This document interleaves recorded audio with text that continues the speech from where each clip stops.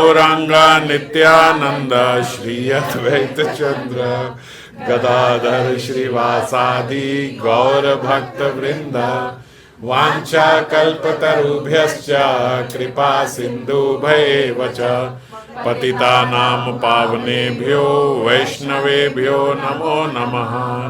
हरे कृष्णा कृष्णा कृष्णा हरे हरे, हरे राम राम राम हरे हरे।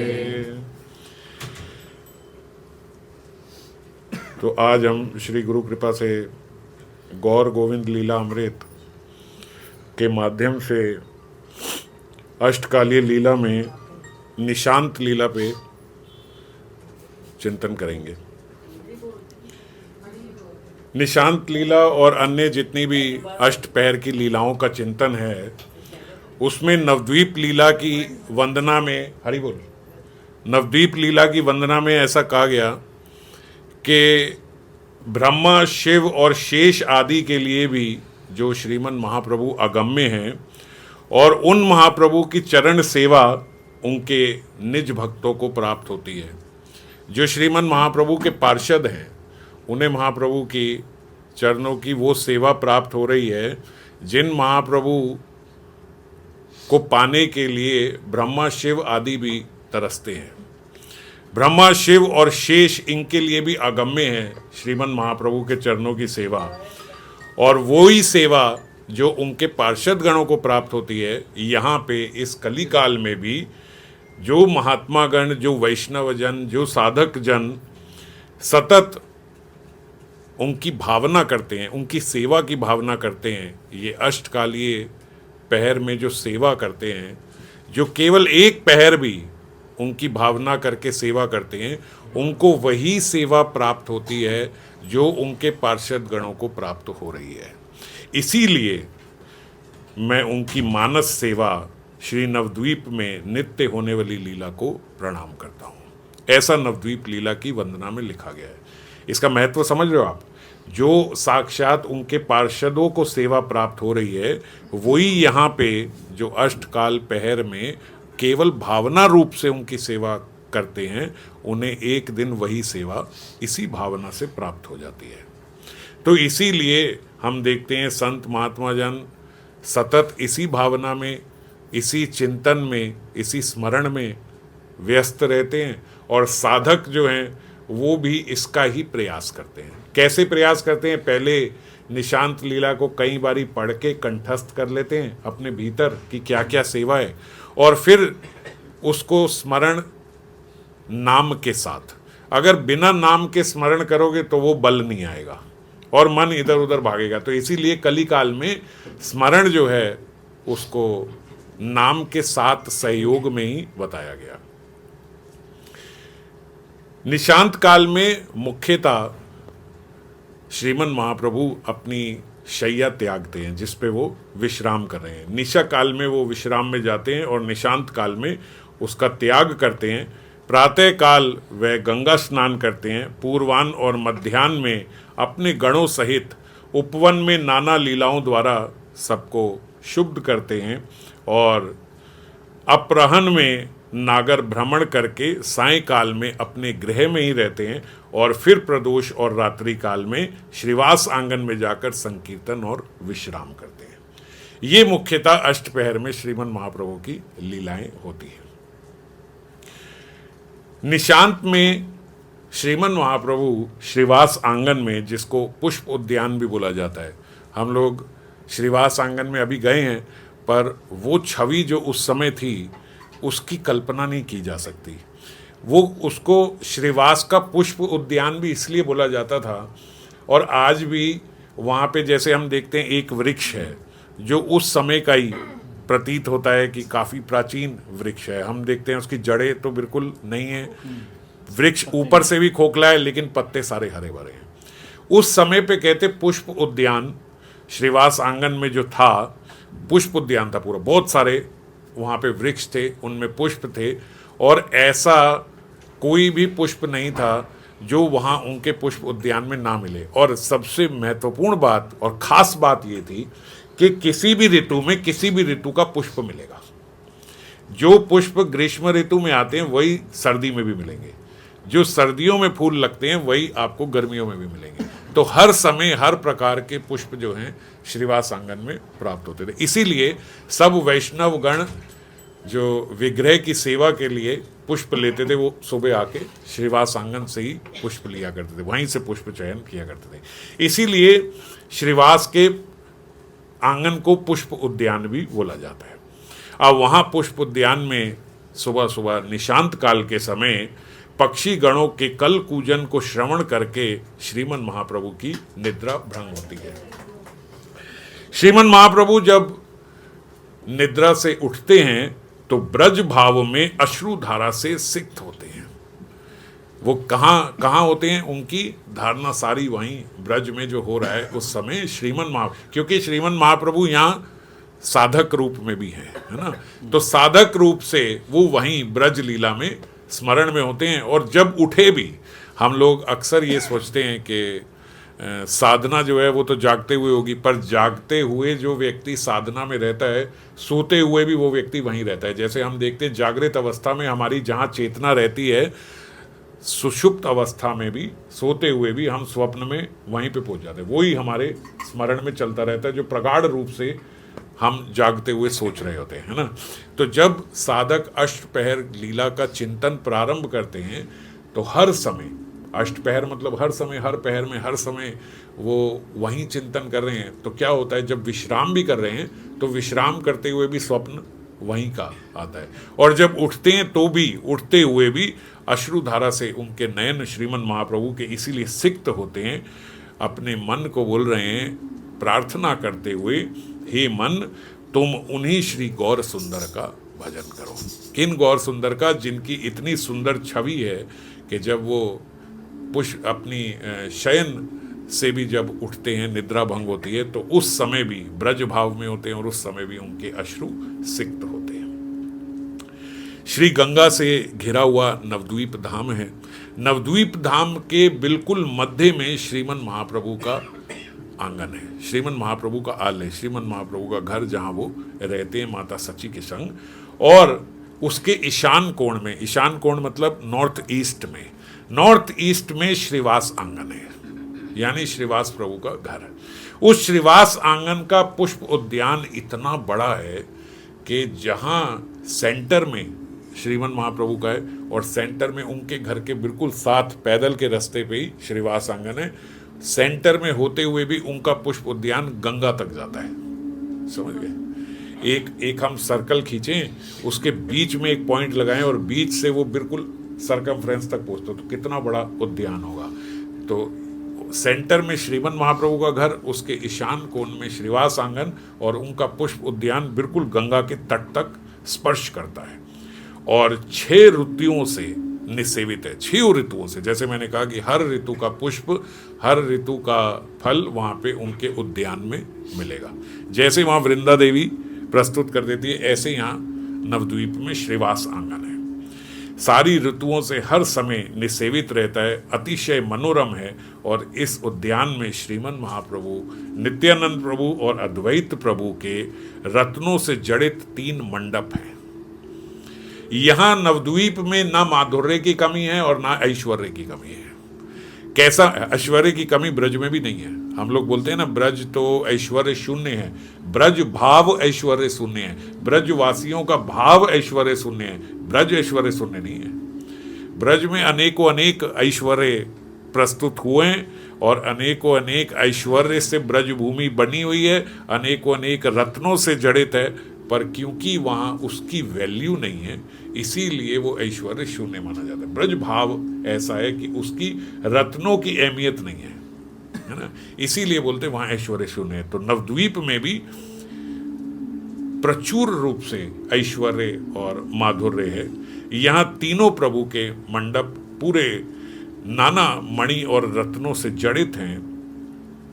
मध्य में श्रीमन महाप्रभु का मंडप है। श्रीमन महाप्रभु के राइट में नित्यानंद प्रभु का मंडप है और श्रीमन महाप्रभु के लेफ्ट में श्री अद्वैताचार्य का रत्न जड़ित मंडित है।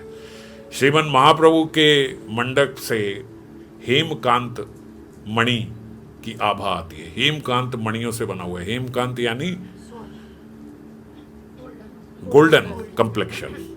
और नित्यानंद प्रभु का सूर्यकांत मणिमय, सूर्यकांत मणियों से उनका मंडप बना हुआ है। सूर्यकांत मणिमय का जो सूर्यकांत मणि का जो वर्ण होता है वो ऑरेंजिश होता है, थोड़ा ऑरेंज कलर का। और साथ में जो अद्वैत प्रभु हैं उनका मंडप चंद्रकांत मणिमय है। चंद्रकांत मतलब वाइट। प्रत्येक मंडप चारों दिशाओं से पुष्पों से सज्जित है, सुसज्जित है। बाहर से सारे पुष्प लगे हुए हैं। अगर हमारे यहाँ एक दीवार पे एक रत्न जड़ित हो तो हम उसके आगे कुछ नहीं लगाएंगे कि ये रत्न दिखना चाहिए। वो पूरे मंडप रत्नों से जड़ित हैं, रत्नों से ही बने हुए हैं, मणि से ही बने हुए हैं, ईंट पत्थर से नहीं बने, मणि से बने हुए हैं। और मणियों से बने हुए मंडप के भी बाहर सारे चारों तरफ से पुष्पों से वो सुसज्जित है। और पुष्प मालाएं पूरे द्वार पे और उनके खिड़कियों पे भी सब पे शोभा पा रही है। मणियों द्वारा जड़ित दीवारों की कांति झलमल हो रही है। जो मणियों की कांति होती है वो हम लोगों की कल्पना के बाहर है। हमने वो कांति अभी देखी नहीं है जो मणि से निकलती हुई कांति होती है। यहाँ तो देखो आजकल नकली डायमंड बन जाता है, उस पर लाइट मारे तो पहचान में नहीं आता कि असली है कि नकली है ना, ऐसा चमकता है वो। और वो जो मणि है, जो दिव्य मणि है, उसकी कैसी आभा होगी। तो सारा आंगन जो है वो उन मणियों से झलमल हो रहा है। मंडप की भूमि जो है वो सारी स्वर्णमय है। जो मंडप की फ्लोरिंग है वो फ्लोरिंग सारी गोल्डन है, गोल्ड से ही बनी हुई है। उनका घर समझ लो, जैसे तीन हट्स, जैसे हम लोग रिजॉर्ट में जाएं तो 3 हट्स मिलती है ना स्टे के लिए। पर ये मंडप जो हम रिजॉर्ट के हट की भी अगर कल्पना करें तो वो बड़ा छोटा होता है। ये मंडप बहुत बड़े बड़े मंडप है। रात्रि में तीनों प्रभु अपने अपने मंडप पे रत्नमय पलंग पर शयन करते हैं। जो पलंग है वो भी रत्नमय है, रत्न से ही बने हुए हैं। परिकर गण जो हैं वो अपने अपने प्रभु के मंडप के चारों ओर गृह समूह में शयन करते हैं। जो श्रीमन महाप्रभु के परिकर हैं वो श्रीमन महाप्रभु के मंडप के साथ ही उनके छोटे छोटे उनके भी घर बने हुए हैं। इतना बड़ा मंडप है कि साथ में सबके छोटे छोटे वहाँ पे गृह बने हुए हैं, वो वहाँ पर शयन करते हैं। जो साधक दास है, जो हम हैं, साधक हैं, वे अपने परिवार के अनुरूप, परिवार मतलब बीवी बच्चे नहीं, जो परिवार जो हमारा परिवार है गुरु का, अपने परिवार के अनुरूप श्री गुरु वर्ग के शयन आलय में श्री गुरु के पाद मूल में शयन करते हैं। मतलब अपने गुरुदेव के चरणों में वहीं पे हम शयन करते हैं। जो गुरुदेव का वहाँ गृह है, साधक दास जो है वो वहीं अपने गुरु के चरणों में वहीं पे शयन करता है।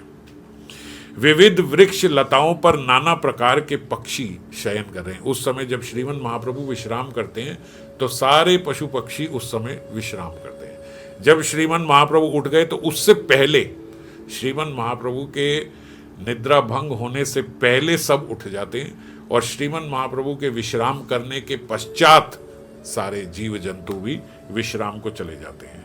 निशांत काल के आगमन होने पर सेवा अभ्यास वशतः, पता है कि इस समय हमारी सेवा है तो उस समय अभ्यास है। सेवा अभ्यास वशता मतलब से अभ्यास ही है। तो उसी समय अपने आप जागृत हो जाते हैं। साधक दास जागृत होकर अपना हाथ मुंह धोकर हस्त मुंह प्रक्षालन करके श्री गुरुदेव के पाद संवाहन पूर्वक जगाकर उनके हस्त मुख आदि को प्रक्षालन करता है।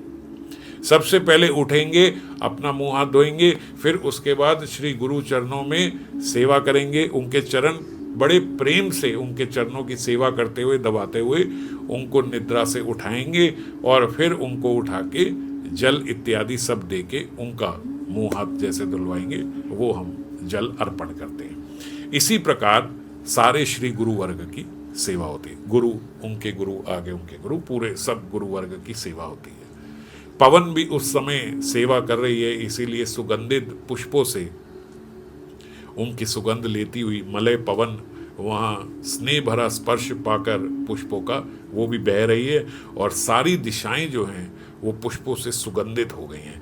कोकिल आदि मधुर स्वर से पंचम तान से कूजन कर रही हैं। अब ये जितनी भी कोकिल हैं, जो कोयल हैं, वो सारी उस समय उनकी भी निद्रा भंग हो गई। कैसे? सेवा अभ्यास वशतः। सबको पता है कि इस समय अब निशांत काल, अब हमारी क्या सेवा है? श्रीमन महाप्रभु को उठाने की। ये कोयल की भी सेवा है, कोयल को भी पता है कि मेरी ये सेवा है। ये चिन्मय धाम है, यहाँ पशु पक्षी सब सेवा में लगे हुए हैं। यहाँ शांत भाव नहीं है, सबसे न्यूनतम जो भाव है उसको सेवा भाव कहते हैं। इसीलिए बोलते मुख्य रूप से तो 5 भाव हैं, 5 भाव में भी बोलते 4 ही भाव हैं। जो सारे अगर सब भावों को मिला लें तो 10 भाव होते हैं, पर कई संत महात्मा कहते हैं 10 नहीं 9 होते हैं। तो वो एक किसको काउंट नहीं करते? शांत भाव को। बोले शांत भाव की तो गिनती मत करो, ये होता ही नहीं वहाँ पे। ब्रज में कहीं शांत है ही नहीं, वहाँ शुरुआत ही सेवा से होती है। तो सेवा भाव में सब हैं, सेवा भाव में ही पशु पक्षी, सेवा भाव में ही सब जलचर थलचर सब सेवा भाव में। तो जितनी कोयलें हैं वो सब सेवा भाव से उसी समय जागृत हो जाती हैं, उनसे पहले श्रीमन महाप्रभु की सेवा के लिए। साधक अब अपने गुरु के आदेश से श्री रूप सनातन आदि गोस्वामी के अनुगत्य में श्रीमन महाप्रभु की निशांत काल उचित जो सेवा सामग्री है उसको सुसज्जित करने लगता है। कैसे? अपने गुरु की आज्ञा से और श्री रूप सनातन गोस्वामी के अनुगत्य में। मतलब जैसे जैसे उन्होंने समझाया हुआ है बिल्कुल वैसे वैसे ही साधक जो है वो श्रीमन महाप्रभु के उस समय जो निशांत काल में उचित सेवा सामग्री है उसको सुसज्जित करने लगता है। क्या करने लगता है? सर्वप्रथम तो श्रीमन महाप्रभु का जो मंडप है उसका आगे जो बरामदा है ना, उस बरामदे को सुगंधित जल से पहले सिक्त करता है, फिर स्वर्ण झाड़ू लेके उससे हम साफ करते हैं और फिर उसको मार्जिन करके सूखे वस्त्र से उसको बिल्कुल पोंछ देते हैं। ये जो वरामदा है इसकी भूमि किससे बनी हुई है? स्वर्ण से। ये सारी सोने की है। इस पे जल डाल के, ये मैं इसलिए बता रहा हूँ कि आप जब स्मरण करोगे तो सोने की भूमि है, उसमें पहले जल डालते हैं, फिर उसके बाद सोने की ही झाड़ू से उसको साफ करके और फिर सूखे वस्त्र से उसको हम सुखा देते हैं। तत्पश्चात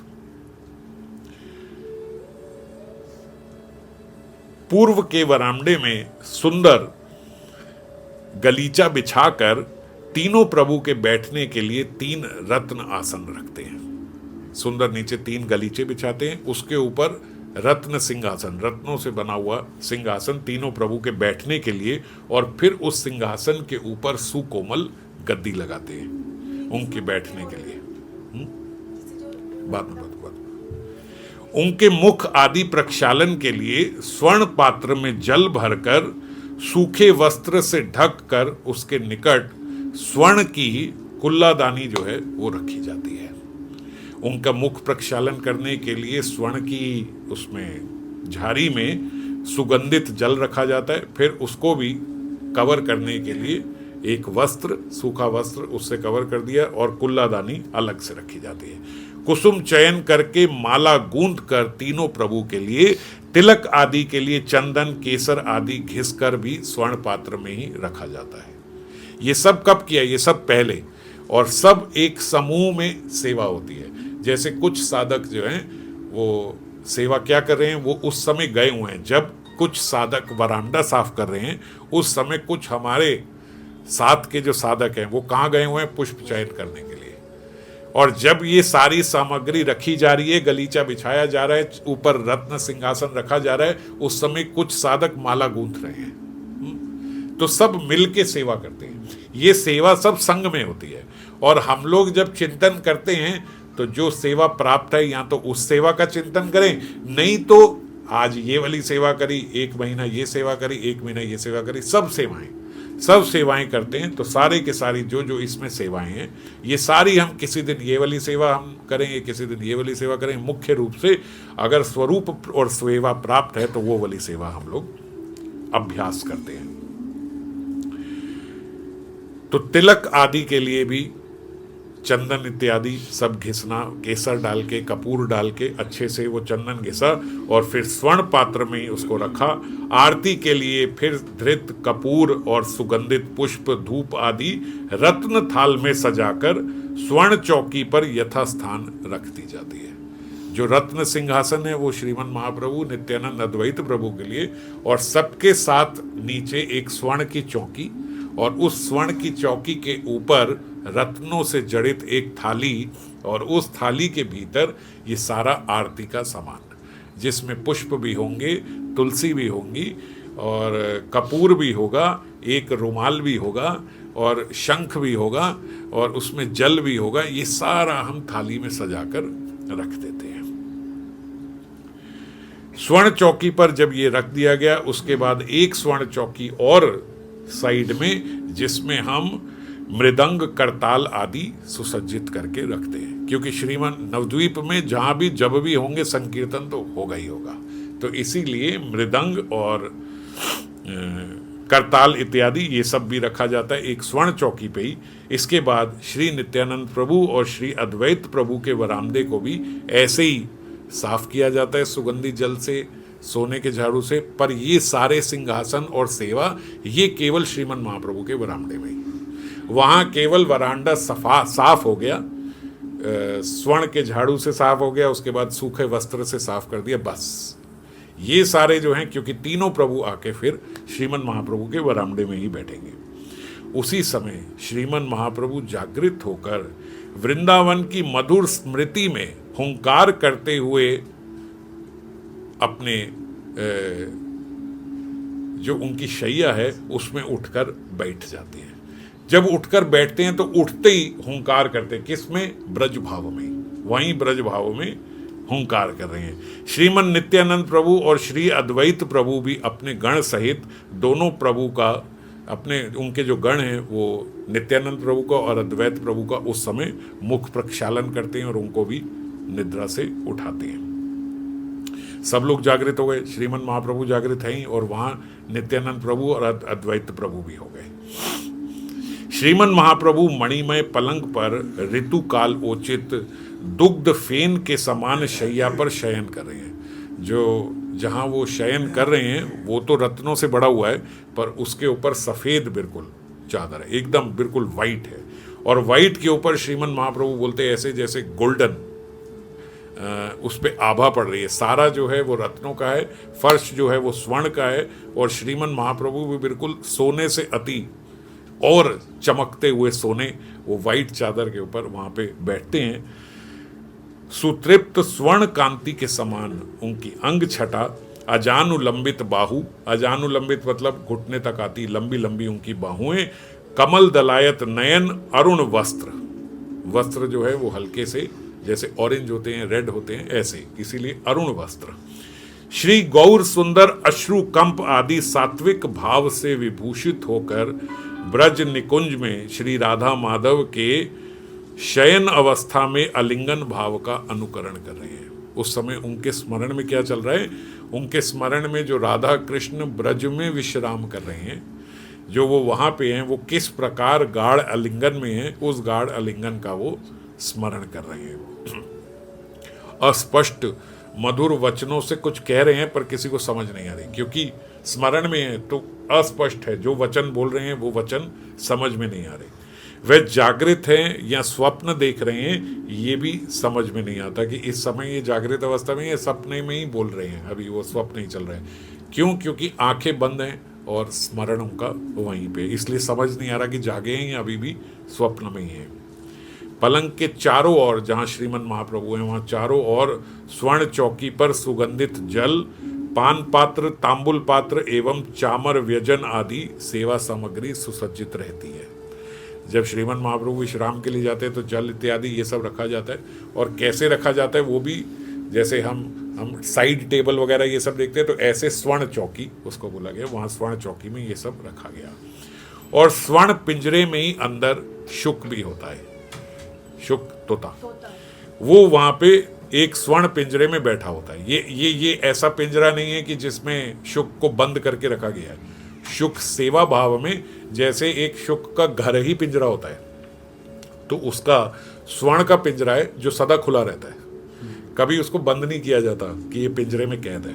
पर वो वहीं पे श्रीमन महाप्रभु की सेवा के लिए ही, क्योंकि उन्हें सुबह जगाना है, तो सेवा के लिए वो वहीं उनके कक्ष में ही, वहीं पे पिंजरे में वहीं विश्राम करता है शुक जो है श्री स्वरूप गोस्वामी के इंगित पर, अब जब सुबह सुबह स्वरूप गोस्वामी उसको इंगित करते हैं तब वो शुक जो है अपनी वाणी बोलता है। उससे पहले चाहे ब्रज हो, ब्रज में वृंदा देवी के इशारे का इंतजार करते हैं, सब मूक रहते हैं, उससे पहले चुप रहते हैं। उठ गए हैं मगर कोई पक्षी आवाज नहीं करेगा जब तक वृंदा देवी का इशारा नहीं होगा।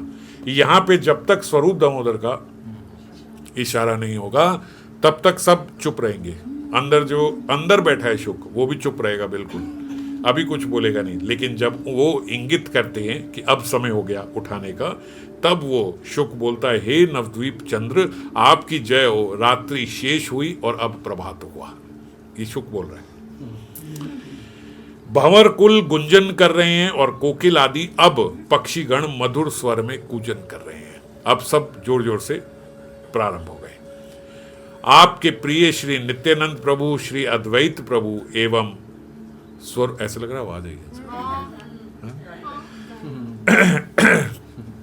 आपके प्रिय, ये शुक ही उनको बोल रहा है, आपके प्रिय नित्यानंद प्रभु, श्री अद्वैत प्रभु और श्री स्वरूप आदि भक्त वृंद आपके जागरण की प्रतीक्षा कर रहे हैं। आपके शयन के मंदिर के चारों ओर वो लोग अब अवस्थान कर चुके हैं। नगरवासी सभी ब्राह्मण जो हैं वो गंगा स्नान करके अपने अपने घर को जा रहे हैं। आपकी माता भी आपको जगाने के लिए आपके कक्ष में आती ही होगी, इसीलिए उससे पहले आप यहाँ से उठकर अपने गृह को गमन कीजिए। ये शुक महाप्रभु को सब बता रहा है कि अभी आपकी मैया आपको उठाने आएगी वहाँ पे, और वो देखेगी कि आप हो नहीं तो वो बहुत चिंतित हो जाएगी। तो इसीलिए उससे पहले आप वहाँ पे जाके, अभी कहाँ श्रीवास आंगन में है, तो यहाँ से उठ के आप वहाँ जाके वहाँ पे विश्राम कीजिए।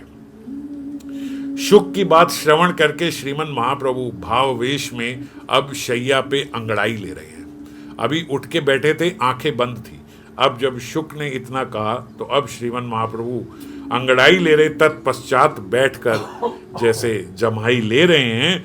निकुंज में श्री श्री राधा माधव की रासालस की मधुर स्मृति में कमल नयनों में उनके झरझर अश्रुधारा प्रवाहित हो रही है। अब और प्रगाढ़ लिंगन, जैसे यहाँ से उठा रहे हैं, जैसे और होश आ रहा है तो और अब उनका जो स्मरण है वो उधर ब्रज में ही जा रहा है, और ब्रज भाव कोई स्मरण करते हुए उनके कमल नयन से अश्रुधारा प्रवाहित हो रही है। श्रीमन महाप्रभु के श्री अंग में ये विचित्र भाव विकार जो हैं, भाव विकार बहुत सारे सात्विक विकार है ना, उस समय कई बार कंपन भी हो जाती है, अश्रुधारा बहती है, मुख से आवाज़ें भी निकलने लगती हैं, जैसे कोई जोर जोर से गड़ गड़ कर रहा हो, ऐसे इस प्रकार से। तो ऐसे भाव विकार को देखकर भक्त वृंद जो हैं वो रोमांचित मन से उनके शयन मंदिर में यथास्थान बैठ जाते हैं। वो वहीं बैठ गए, क्योंकि अब इतना ऐसा हो गया कि ये यही देखते रहेंगे। जैसा ऐसा क्यों देखते रहते हैं? क्योंकि जैसा उनको रोमांचित देखते हैं तो वही रोमांच जो है वो भक्त वृंद के भीतर भी आता है। स्वरूप गोस्वामी महाप्रभु का भाव जानकर, स्वरूप दामोदर की ये सेवा है कि जो महाप्रभु का, अभी हम जब आगे जाएंगे उसमें गंभीरा में तो देखेंगे कि जो महाप्रभु का जैसा भाव होता है स्वरूप दामोदर, रथ यात्रा में भी हमने देखा कि जैसा जैसा महाप्रभु का भाव होता है स्वरूप दामोदर वैसा वैसा पद गाते हैं। तो यहाँ पर श्रीमन महाप्रभु का भाव जानकर ब्रज निकुंज में श्री श्री राधा कृष्ण की जो निशांत लीला है, उस निशांत लीला के पद का गान करने लगते हैं स्वरूप दामोदर। गान श्रवण करके श्रीमन महाप्रभु श्री श्री राधा माधव के स्मरण में और मग्न हो जाते, और भीतर उसमें उनका प्रवेश हो जाता है उनकी लीला, क्योंकि वही पद अब वो गान कर रहे हैं। दोनों प्रभु और सारे भक्त वृंद अपने अपने सिद्ध स्वरूप में ब्रज लीला में आविष्ट हो जाते हैं। धीरे धीरे अभी तो सब भक्त वृंद जो थे वो श्रीमन महाप्रभु के दर्शन कर रहे थे, पर जैसे ही स्वरूप दामोदर पद गान शुरू करते हैं, श्रीमन महाप्रभु पूर्ण रूप से ब्रज लीला में चले गए, नित्यानंद अद्वैत प्रभु ब्रज लीला में चले गए, और तो और जितने सारे भक्त वृंद हैं उनकी भी आंखें बंद और सब वहीं अपने सिद्ध स्वरूप से ब्रज लीला में चले जाते हैं। श्री गुरु कृपा से साधक भी अपने मंजरी स्वरूप में अब ब्रज रस की सेवा में निमग्न हो जाता है। यहीं नवद्वीप में इतना हुआ, यहीं नवद्वीप की लीला अभी अब थोड़ी देर के लिए पॉज हो गई और सब आंख बंद करके वहीं ब्रज की लीला में चले गए। ब्रज की लीला में निशांत काल में सुबह सुबह सब मंजरी गण जो हैं बिल्कुल वैसे ही विश्राम कर रही हैं जैसे वहाँ नवद्वीप में साधक विश्राम कर रहा था। और अब एकदम से अचानक से झटके से मंजरियाँ ऐसे उठती हैं। अब ये भी अभ्यास है जैसा, तो उस अभ्यास में एकदम से उठे और उठते ही निद्रा भंग के पश्चात ऐसा सोचती हैं कि शायद सेवा काल आज निकल गया। श्री राधा कृष्ण शायद उठ के चले गए, एकदम उठते ही ऐसे आज हम लेट हो गए, आज सेवा का अवसर नहीं मिला, ऐसा उठती हैं। पर निद्रा देवी सबको समय पे ही उठा देती हैं, ऐसा बोलते हैं। लेकिन सब उठते ही ऐसा सोचते हैं कि आज समय निकल गया और चकित नेत्रों से चारों ओर देखने लगते हैं कि भाई देख के पता लगेगा कि वो यहाँ है नहीं है, सब सखियां हैं या नहीं है, या मैं ही सोती रहेगी और सबकी सब जो है चली गई। ब्रज में हर समय एक्साइटमेंट है, उठते ही एक्साइटमेंट शुरू हो जाती है कि शायद सेवा का समय निकल गया है, एडवेंचरस है। ऐसा नहीं है एकदम डल उठे, वही काम वही वो बस उठे, ये उठाया झाड़ी ली चले गए सोने के लिए, ऐसा नहीं होता, ऐसा नहीं होता। हमारे यहाँ सुबह सुबह ऐसा ही होता है, फिर वही सुबह वही ये सब करना है। व्यक्ति इंतजार करता है कि कब वीकेंड आएगा, वीकडे में तो सब यही है, और वीकेंड में उठता है तो सिर दर्द हो रहा होता है तो ऐसी अवस्था यहाँ पे, लेकिन वहाँ क्या है, हर समय एक्साइटमेंट है। उठते ही कहीं मेरा निकल तो नहीं गया और समय, और जैसे ही उठे आसपास देखा तो यह देखकर कि श्री कृष्ण और श्री राधा नागरी मणि अभी तो विश्राम कर रहे हैं, अभी उनकी नींद नहीं टूटी, अभी तो वह अपनी शैया पे नीरव एकदम आराम से दोनों विश्राम करें। ये देख के बड़ी शांति में, चलो अभी तो समय है, हम पहले उठ गई, अभी तो वो विश्राम कर रहे हैं। ऐसा जानकर जितनी सखियां जो हैं वो सब एक दूसरे को देखती हैं और एक दूसरे को बड़ी प्रसन्नचित्त मुद्रा से देख रही हैं कि हम सब समय पे उठ गए हैं, सब एक दूसरे को देख रही हैं। और अब हमारी जो है सेवा का समय, तो जैसे वहाँ पे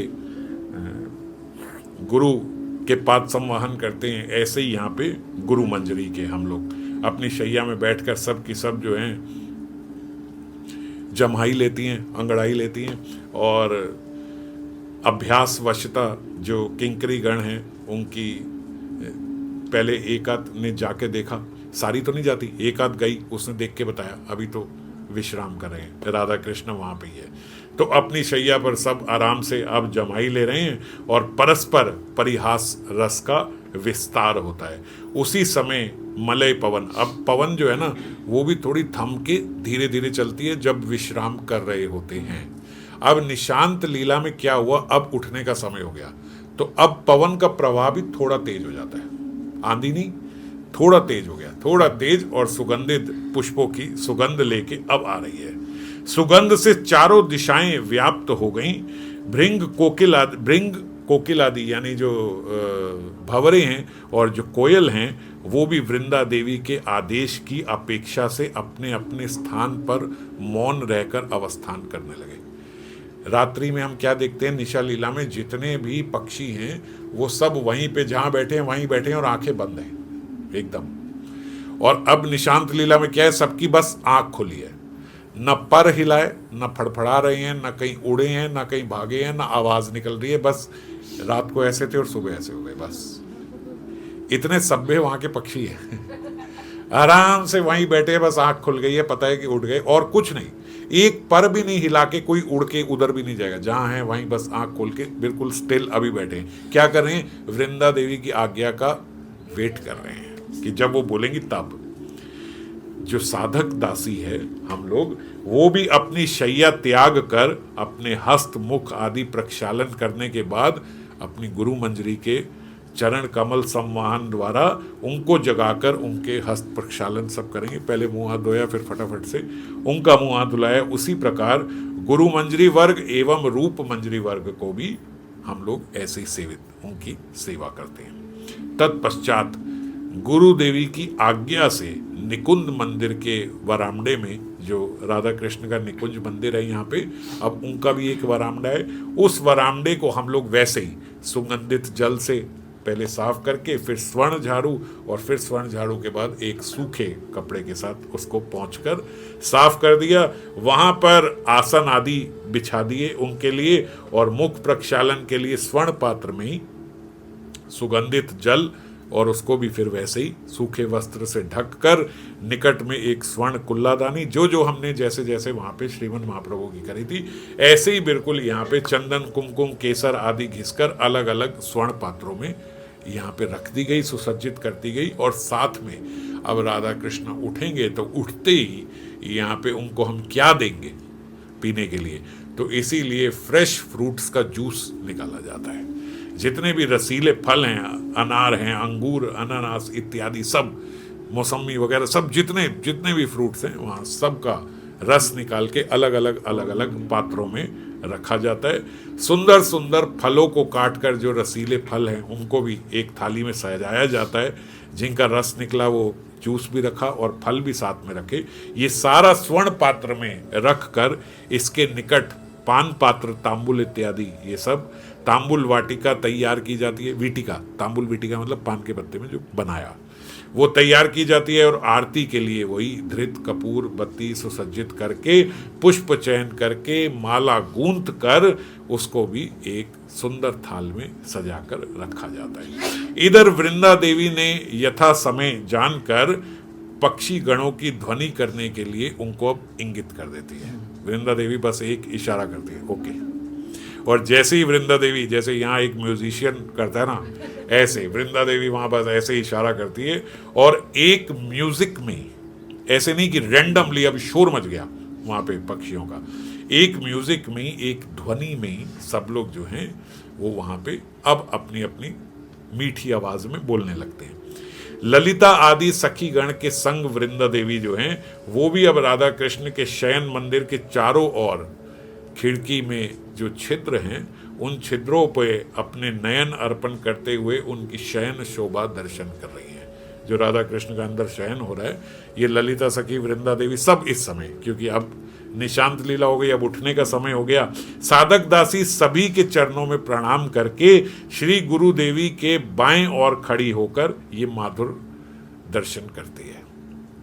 कहाँ, जहाँ गुरु मंजरी खड़ी है वहीं उनके लेफ्ट में साधक जो हैं वो मंजरी स्वरूप में वहां पे खड़े होके वो भी ये सुंदर दर्शन करते हैं। श्री श्री राधा माधव रत्न पलंग की कुसुम शैया पर शयन कर रहे हैं। कभी विस्तार से बताऊंगा आपको कि ये शैया किस प्रकार से तैयार की जाती है। बड़े आर्टिस्टिक वे से ये शैया, शायद पहले बताया हुआ है, तो बड़े टेक्निकल तरीके से, मतलब, और बड़े अभ्यास चाहिए, बड़े तरीके से ये शैया तैयार की जाती है। कुसुम ऐसे नहीं कि बस गद्दे के ऊपर वो पत्ते डाल दिए गुलाब के और कुसुम शैया तैयार हो गई, ऐसे नहीं होती। कुसुम की ही शैया तैयार की जाती है।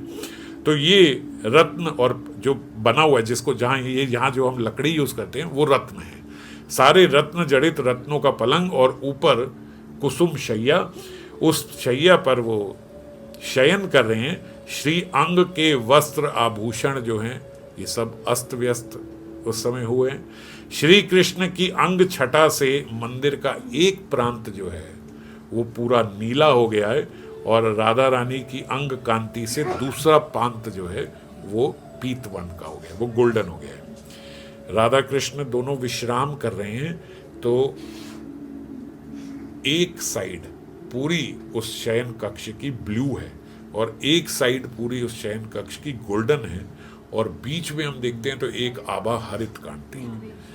ब्लू और गोल्डन जब मिल जाता है तो वो ग्रीन होता है। तो जहां वो विश्राम कर रहे हैं वहां ऊपर सारा ग्रीन ह्यू एक पूरी, नीचे इधर गोल्डन और इधर ब्लू कलर की, ऐसा सुंदर। प्रिया जी के बाहु द्वारा श्री कृष्ण का कंठ आलंगित है। कैसे विश्राम कर रहे हैं? श्याम सुंदर के जो लेफ्ट बाजू है उस पे किशोरी जी विश्राम कर रही है। तो लेफ्ट पे कर रही हैं, तो किशोरी जी का जो एक बाजू है वो उनके कंठ पे, श्याम सुंदर के। श्री कृष्ण के दाहिने जानू द्वारा प्रिया जी का विशाल नितंब जो है वो आवृत है। उनके एक पैर उनके ऊपर है और उनके दोनों के वक्ष जो हैं वो बिल्कुल मिले हुए एक दूसरे के ऊपर, और मुख चंद्र भी मुख चंद्र से मिला हुआ है। इस प्रकार से विश्राम कर रहे हैं। रत्न पलंग के चारों कोनों पर 4 स्वर्ण के दंड हैं।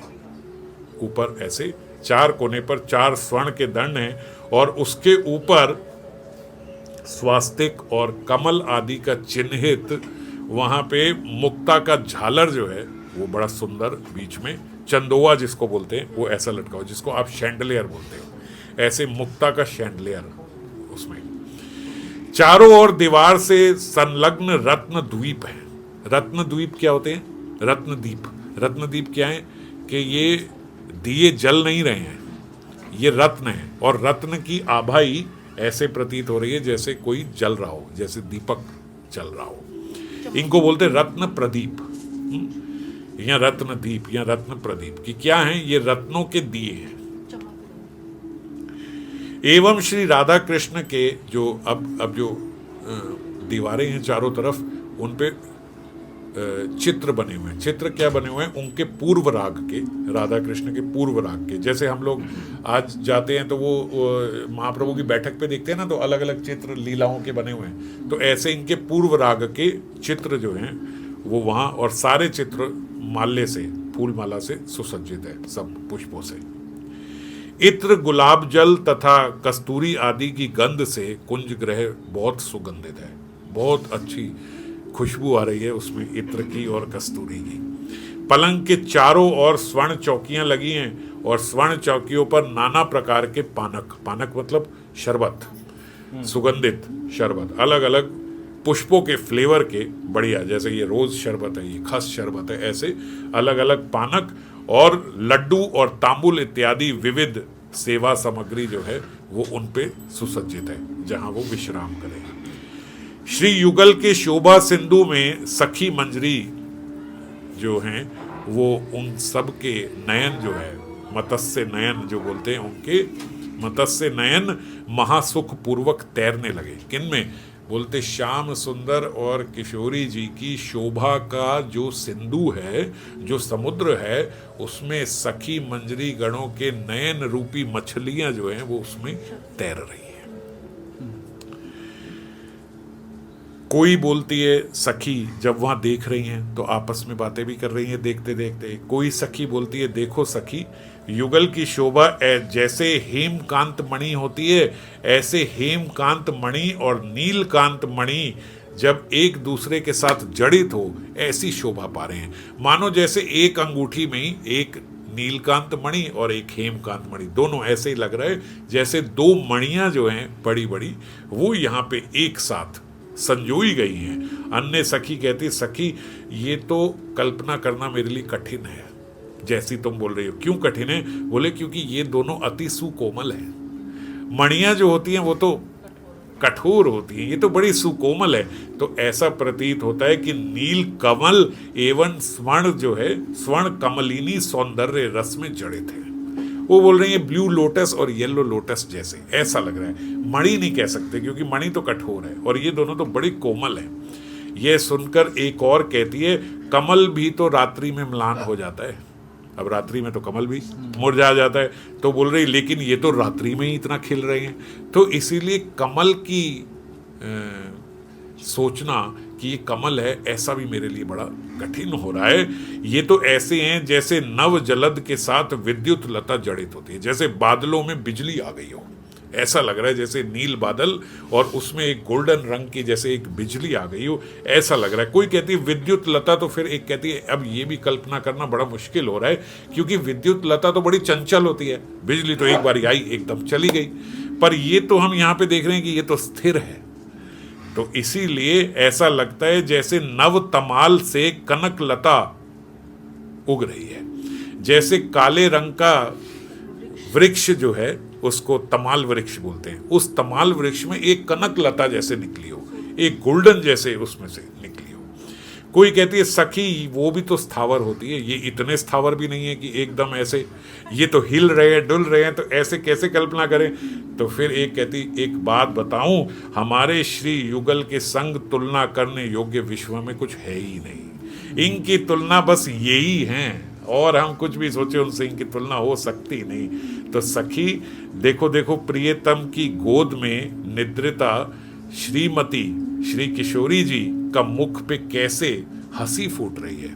अब किशोरी जी अभी निद्रित अवस्था में है, निद्रा में सो रही है, और सोते सोते भी उनके मुख पे हंसी है।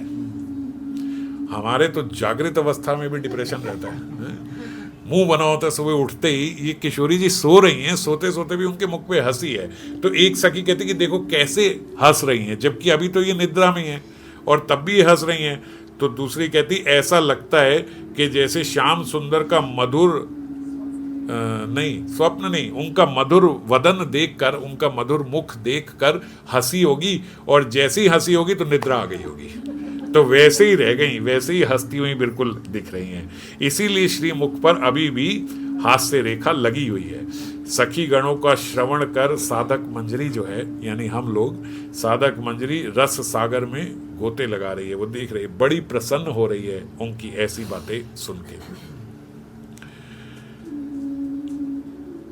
अब जो इतनी सखी मंजरियां हैं, जब वो ये देखती हैं तो देखते देखते एक दूसरे को जब बात कर रही हैं तो एक दूसरे के वक्षस्थल पर देखती हैं कि उनके वक्षस्थल पर भी, एक दूसरे के वक्षस्थल पे भी नख चिन्हों के निशान हैं। ये तो हम सब जानते हैं कि मंजरियों के भी भीतर वही निशान आ जाते हैं जो किशोरी के हैं। तो किंकरियां जो हैं वो राधा कृष्ण की इस लीला को उस समय थोड़ा स्मरण कर पाती है जब एक दूसरे के ऊपर ये चिन्ह देखती हैं। तो इधर वृंदा देवी अब इशारे से फिर से जो पक्षी हैं, जो भृंग आदि है, वो मृदु मधुर स्वर में जो गान कर रहे हैं, अब थोड़ा सा उनका वॉल्यूम बढ़ाती है। क्यों? अभी जितनी स्वर में वो गान कर रहे हैं उतने स्वर में अभी वो उठे नहीं, अभी तो निद्रा में ही है। तो वृंदा देवी वॉल्यूम अप करती है, थोड़ा ऊपर जोर की। तो वो थोड़ा और जोर से कोकिल कुल जो है वो पंचम तान से कुहू कुहू अब आलाप करने लगती है। केका केका के स्वर में मयूर मयूरी प्रवृत्त होते हैं। श्री राधा कृष्ण अब जागृत तो हो गए हैं इनकी ध्वनि सुन के, और वॉल्यूम से जब इन्होंने किया वो जागृत हो गए हैं। पर जागृत होने पर भी एक दूसरे के विच्छेद के भय से कि अगर उठेंगे तो अब अलग होना होगा, अब अपने अपने गृह को जाना होगा, तो विच्छेद के भय से प्रगाढ़ आलिंगन में आबद्ध रहकर ही शयन कर रहे हैं। अभी अब उठ गए हैं, पता लग रहा है जैसे हम भी किसी को सोते हुए देखें, चाहे अपना कोई बच्चा हो या कुछ हो, अब वो उठा हो तो हम कहते हैं ना मुझे पता है तो उठ गया है ना, जान की एक्टिंग कर रहा है सोने की। तो ऐसे ही मंजरियां जो हैं, सखियां जो हैं, वो देख लेती हैं कि ये राधा कृष्ण अब उठ तो गए हैं, मगर अब उठे हुए भी उठ नहीं रहे हैं, अब ये अभी भी विश्राम ही कर रहे हैं। रजनी व्यतीत होने पर भी शैया त्याग कर उठने में सक्षम हो नहीं पा रहे एक्चुअली वो। क्यों? क्योंकि अब उन्हें लग रहा है कि जैसे ही आंख खोली तो अब विच्छेद होगा, अब अलग होंगे। उसी समय शुक दो हैं यहाँ पे, दक्ष और विचक्षण। ये दो दक्ष और विचक्षण जो हैं, अब वृंदा देवी इन्हें आदेश करती है। ये क्यों इन्हें आदेश करें? क्योंकि ये भीतर ही है, अभी सब बाहर से बोल रहे हैं, है ना। अब ये कक्ष के भीतर ही दो शुक हैं, दक्ष और विचक्षण। इन्हें वृंदा देवी आदेश करती है उनकी सुख निद्रा को भंजन करने के लिए मधुर गीति गान प्रारंभ करो, अब आप बोलो। और दक्ष और विचक्षण बोलते, हे प्रभु निद्रा त्याग करो, शीघ्र ही अपने गृह को गमन करो, जल्दी से अपने घर को जाओ, प्रभात हो चुका है। आपकी जननी आपके वदन चंद्र के दर्शन की आशा से उसी समय पूर्ण मौसी देवी के साथ आपके शयन कक्ष में आने वाली है। अब ठाकुर जी को, कृष्ण को, श्याम सुंदर को कैसे उठाएं? तो कैसे उठाएंगे? तो उन्हें भय दिखाते हैं कि भैया माता यशोदा पूर्ण मौसी के साथ आपके वहाँ शयन कक्ष में जाने वाली है ना, आपको वहाँ होना ही चाहिए उस समय, तो इसलिए जल्दी से उठो। अतएव अपने गृह जाकर बंधु वर्ग को सुखी करो, क्योंकि जब वो उनको देखते हैं तो सब बड़े आनंदित हो जाते हैं, सुखी हो जाते हैं श्याम सुंदर के दर्शन करके, जैसे वो सो रही हैं। तत्पश्चात मधुर मंजू भाषणी सारी, अब ये शुक के साथ सारी भी है, दो सारी भी है वहां पे, एक मंजू भाषणी सारी का नाम है, वो बोलने लगी, हे रस सिंधु आपकी जय हो, हे ब्रजनाथ आपकी जय हो। तारुणी गणों को प्रातः यह जो निर्दयी अरुण है ना, यानी निर्दयी ये जो सूर्य है ना, ये निर्दयी सूर्य जो है ये अपने समय से अब उदय होने वाला है। क्या करें, ये सारी जो है, अब बोल ऐसे रही है उनको उठाने के लिए, देखो उठ जाओ। आप समझो कि ये जो यहाँ की तरुणियां हैं, यानी यहाँ की जो ब्रजांगनाएं हैं, उनके प्रति स्वतः ही निर्दयी भाव रखने वाला ये जो सूर्य है ना, ये उदय हो गया है। अब वो उदय आंचल पर आ रहा है। यमुना तट का त्याग कर कर शीघ्र ही आप अपने घर को गमन करें। अब इसके बाद जैसे ही ये मंजू भाषणी, तो एक सूक्ष्मदी, ये एक और सारी है, तोता तोती दो है ना, तो वहां दक्ष और विचक्षण थे, यहाँ मंजू भाषणी और सूक्ष्मधी। सूक्ष्मधी नामक सारी का जो है, अब वो श्री राधा रानी से बोलती है, कृष्ण को इतना बोल रहे हैं, हिल नहीं रहे हैं, कुछ हो नहीं रहा है, तो वो किशोरी जी से बोलती है, हे ईश्वरी, आपने अपने सौभाग्य से इस पूरे त्रिलोक की श्रेष्ठ रमणीय गणों को भी चमत्कृत कर दिया है। क्यों? क्योंकि आप कृष्ण का जो संग पा रही हो, वो पूरे त्रिलोक की जो श्रेष्ठ स्त्रियां हैं वो भी पा नहीं सकती हैं। तो आज वो सब आपको देखकर चमत्कृत हो रही हैं। आपकी जय हो।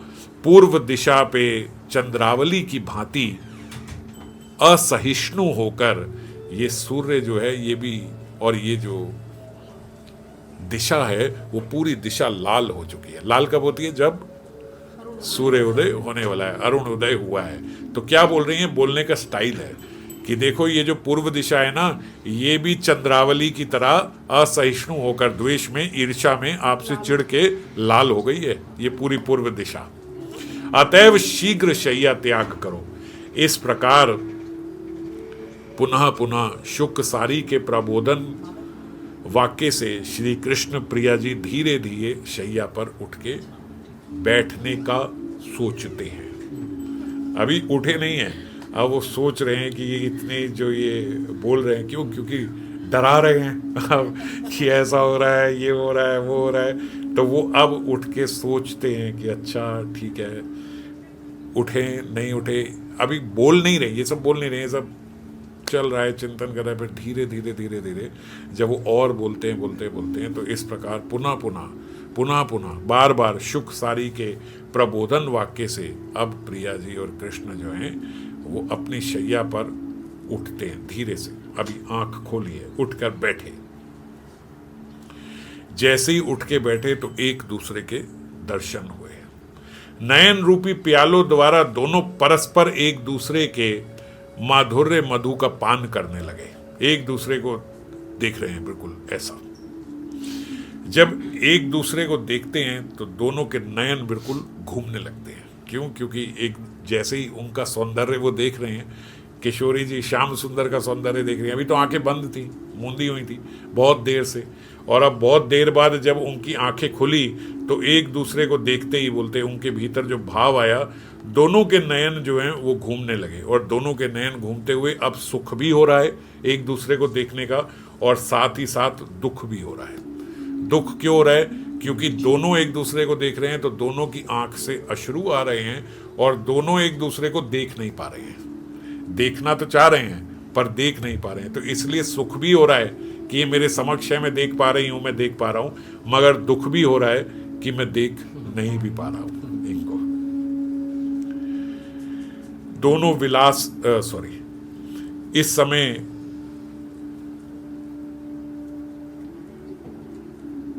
इस रस माधुरी का, उनका श्याम सुंदर और किशोरी जी का, दोनों का दर्शन जो है वो बाहर से सखियां भी कर रही हैं। दोनों अब बाहर से वो भी उनके ये भाव देख रही हैं।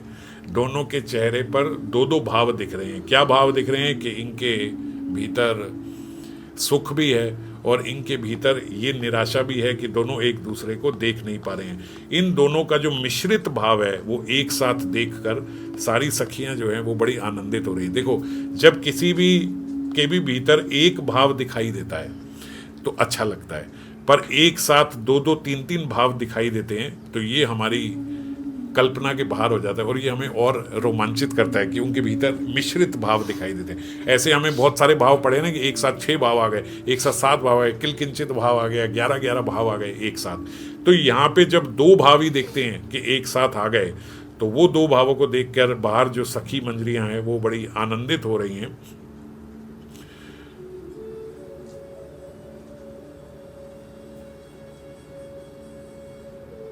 हाँ, और श्याम सुंदर और किशोरी जी जो हैं वो एक दूसरे को देखकर वो भी अब धीरे धीरे तो होगा ही, जो अश्रु हैं वो खत्म होंगे, अश्रु जो हैं वो पोंछ के एक दूसरे को देखते हैं, आनंदित होते हैं।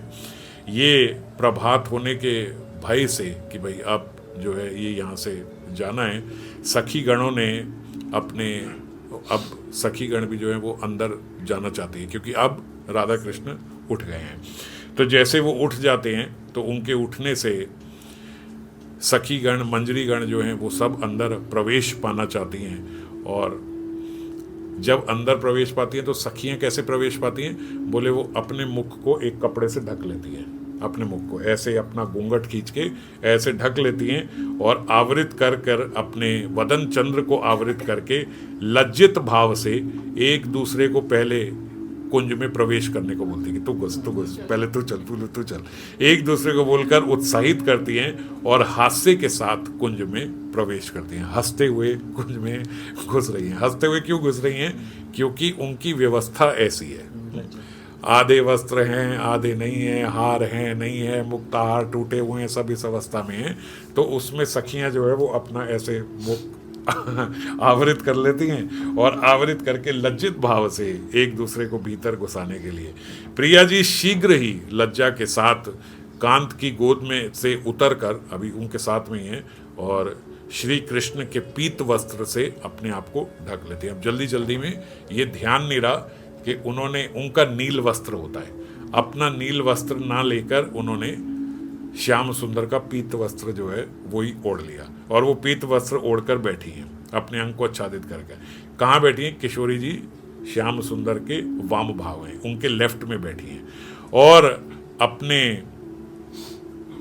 अंग को ढक कर अलग अलग जगह से सखीगण श्री राधा माधव के विलास चिन्ह आदि दर्शन करके परम आनंद पा रही हैं। सखीगण जो है अब वो अपने दर्शनों में बिजी हैं। क्या दर्शनों में बिजी हैं? जो उनके नख दर्शन है, जो उनके दांत के चिन्ह आदि हैं, वो सारे उनके भीतर वो देख के शर्मा भी रही हैं, हंस भी रही हैं और बोलते मुंह पे वस्त्र रखकर ऐसे हंस रही हैं कि इन्हें पता न लगे कि हम हंस रही हैं। उधर श्याम सुंदर जो हैं वो गर्वान्वित हो रहे हैं, खुश हो रहे हैं ये देख के कि सखियां ये देख रही हैं। किशोरी जी एम्बेरस हो रही हैं कि ये सखियां ही आ गई सीधा यहाँ पे, उनके साथ उनकी थोड़ी एम्बेरसमेंट होती है कि ये क्या, ऐसा क्या हो रहा है। तो इस प्रकार से कुछ देर तक ये दर्शन हुए और इसके बाद मंजरीगण जो हैं वो भी पीछे सारी मंजरियाँ अपनी सेवा का समय जानकर वो वहाँ पे आ जाती हैं और उस सेवा में जो उन्होंने सब तैयार किया था, सेवा की सामग्री जो है वो सब सेवा की सामग्री लेके भीतर पहुंचती हैं और सारी सामग्री वो रूप मंजरी के हाथ में देती हैं। रूप मंजरी जो है वो वहीं पे ललिता सखी हैं, ललिता सखी के हाथ में वो सारी वो सेवा सुसज्जित करके देती हैं। एक चीज मैं भूल रही हूँ, हाँ, तो श्री रूप मंजरी के निर्देश से अब रूप मंजरी जो है वो सब मंजरियों को निर्देश देती हैं। तो कोई किंकरी जो है, मंजरी जो है, साधक मंजरी, वो शैया पर तकिया रख दिया, जहाँ वो बैठे हैं उनको कंफर्ट देने के लिए पीछे तकिया रख दिया। किसी अन्य ने उनके युगल के लिए, जो अब जिस प्रकार से वो बैठी हैं और सखियां हंस रही हैं, पर सखियां उस समय सेवा में नहीं जाती है ना, सखियां तो देख रही हैं क्योंकि साथ की हैं वो, ये सब हंस रही हैं। तो मंजरियां तुरंत आके क्या करती हैं, उनको युग युगल को मृदुल वस्त्र से ढक देती हैं। थोड़ा सा जो इधर उधर हो रहा है, अस्त व्यस्त हो रहा है, वो सारे वस्त्रों से ढक दिया। अन्य किसी ने निद्रावेश नाशक एक औषध उनके मुख में रखकर उनकी धूप जो घूरना है उसे दूर करने के लिए दोनों की आंखें ठीक से खुली। इसका मतलब जो जूस इत्यादि ये सब उन्होंने तैयार किया था हैं उनकी निद्रा खोलने के लिए, वो उनको जूस इत्यादि ये सब दिया कि ठीक से इनकी आंखें खोलें और ये बैठे।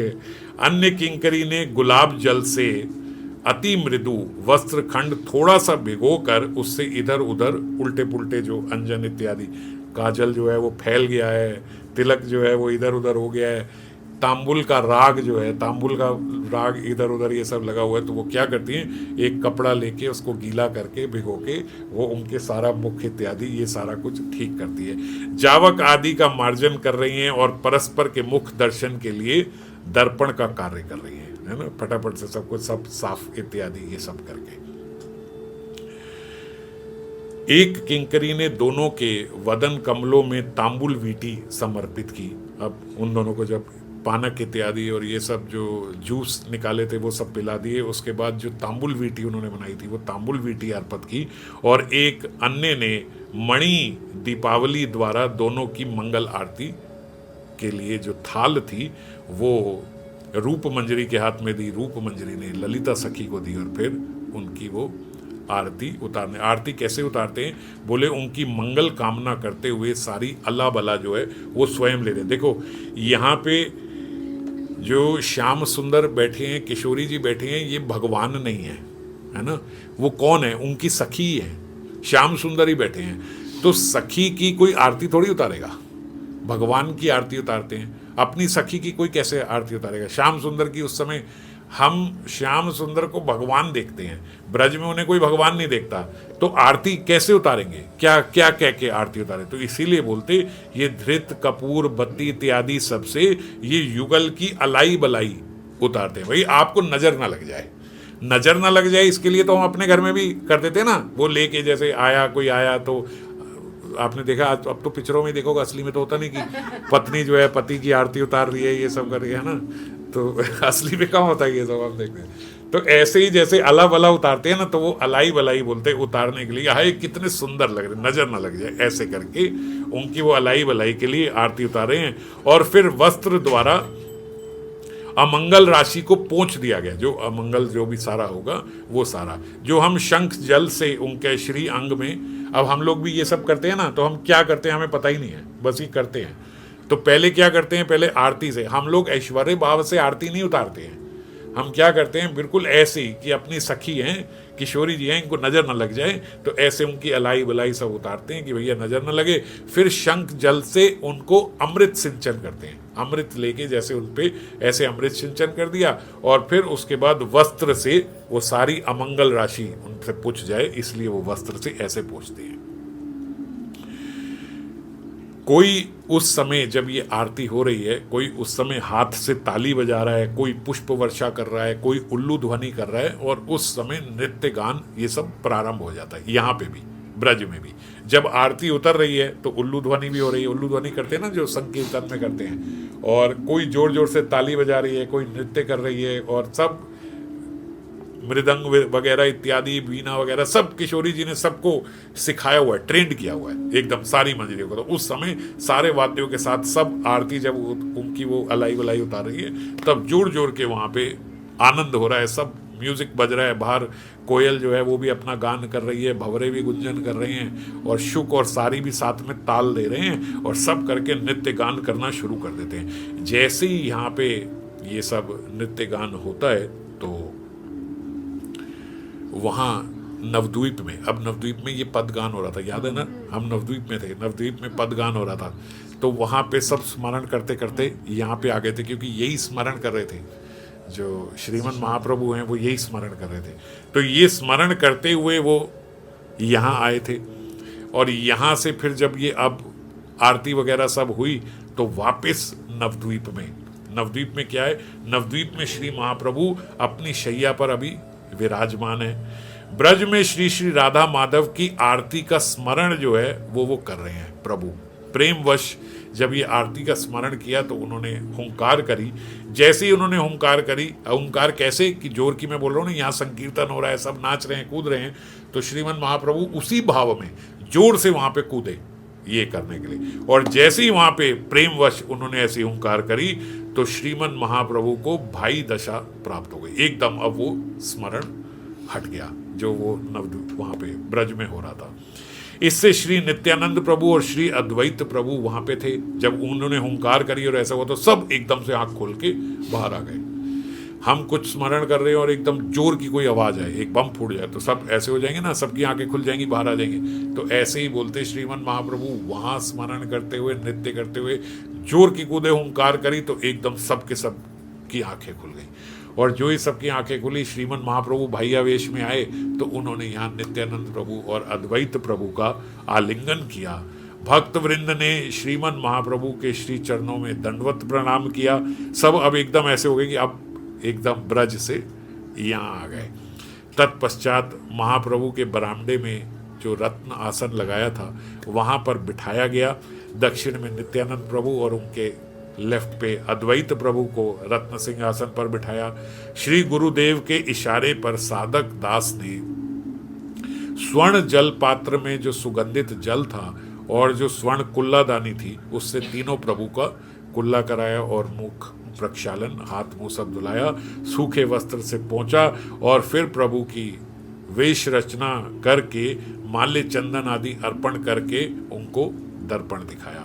उसके बाद श्री रूप गोस्वामी के हाथ में सुसज्जित आरती पात्र दिया। वहाँ आरती हो गई है, अब यहाँ पे रूप गोस्वामी को साधक ने आरती पात्र दिया। वो आरती पात्र जैसे उन्होंने रूप गोस्वामी को दिया, रूप गोस्वामी ने आगे स्वरूप दामोदर को दिया। वहाँ पे रूप मंजरी को, रूप मंजरी ने ललिता सखी को। यहाँ पे स्वरूप दामोदर को उन्होंने दिया, उनके हाथ में प्रदान की। स्वरूप गोस्वामी ने तीनों प्रभु की आरती उतारी। श्रीमन महाप्रभु फिर से जब वो आरती उतार रहे हैं, जब वो आरती उतारते हैं तो महाप्रभु फिर से भावाविष्ट हो जाते हैं। श्री स्वरूप महाप्रभु के मन, श्री स्वरूप महाप्रभु ने उनके मन को जान लिया कि अब ये फिर से भावाविष्ट हो गए हैं, तो उन्होंने श्री राधा कृष्ण के गृह गमन आदि की लीला का गान प्रारंभ कर दिया। अभी आरती तक हुआ है, आरती वहाँ पे भी हुई, आरती यहाँ पे भी हुई। अब आरती करते करते हम लोग भी जब महाप्रभु की आरती करते हैं तो कैसी कल्पना करें कि श्रीमन महाप्रभु अंतरावेश में है। इस समय भाइयावेश में नहीं है, इस समय वो ब्रज भाव में है, वो वहाँ पे चले जाते हैं। जब हम यहाँ आरती उतारते हैं तो वो ऐसे नहीं बैठे रहते कि मेरी आरती उतर रही है, वो तुरंत आरती वो वहाँ ब्रज में चले गए। अब जब वो ब्रज में चले गए अंतरावेश में, तो अब वहाँ पे स्वरूप दामोदर जो हैं वो आरती तो यहाँ हो चुकी है, वहाँ पे भी हो चुकी है। आरती के बाद क्या होता है, अब अपने अपने ग्रह को गमन करेंगे।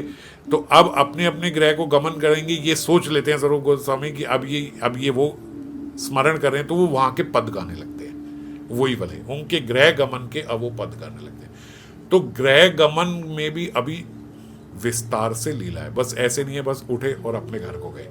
अभी वहाँ राधा कृष्ण जो है अभी वो जाने को नहीं है कि अब अभी वो अलग नहीं होना चाहते, है ना, अभी वो वहीं पे हैं। तो अभी जब वो वहीं पे हैं तो अब जो आगे की विस्तार से लीला है वो हम फिर अगली बारी चर्चा करेंगे। अभी प्रयास करते हैं कि हम लोग इतना थोड़ा स्मरण कर सके, फिर ग्रह गमन की जो लीला है उसको अगली बार हम लोग पूर्ण करेंगे। ठीक है, अब आप में से कोई कुछ पूछना चाह रहा हो तो